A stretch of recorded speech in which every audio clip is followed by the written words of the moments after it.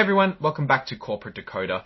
Today we're diving into a filing from Alico Inc. And let me tell you, this one's a bit of a roller coaster. It's got land deals, terminations, and enough twists to make you wonder if they're running a real estate business or writing a soap opera. Before we start, if you appreciate getting straight insights from corporate documents, make sure you're subscribed. We also have a Discord community linked in the description below for more in-depth discussions. So the big news here is that Alico Inc., which is a company, agreed to sell some land to a buyer for a hefty $183.77 million. Then they were planning on selling a good chunk of land with all the stuff on it, like buildings and equipment. The buyer was Harford Farms LLC. Think of it like selling a farm with all the tractors and barns included. This was supposed to happen under a few conditions, and one of the key conditions was something called a financing contingency.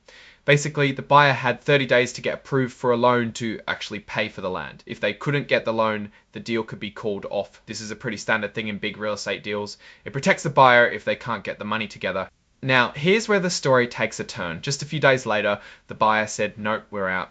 They couldn't get the financing they needed within that 30-day period. So the deal was terminated or cancelled. It sounds like the buyer realized pretty quickly that they couldn't come up with the cash. It's like starting to buy realize pretty quickly that they couldn't come up with the cash. It's like starting to buy a house and then realizing you can't afford the mortgage. According to the filing, the buyer notified the sellers that it terminated the agreement because it knew it wouldn't be able to meet the financing terms because the deal was terminated during the contingency period. Neither party was penalized. That means no one had to pay a fee for backing out. What does this all mean for Alico Inc? Well, on one hand, they missed out on a big payday. $183.7 million is a lot of money, and selling that land would have given them a nice boost. On the other hand, they didn't lose anything. They still have the land and they're free to find another buyer. Now, what's the bigger picture here?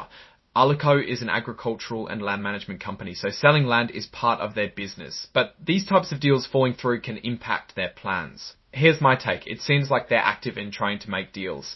The failure of this particular sale, while disappointing, isn't a disaster. It highlights the risks in real estate transactions. External economic factors like the buyer's ability to get a loan play a big role. Alico now needs to figure out what to do with the land.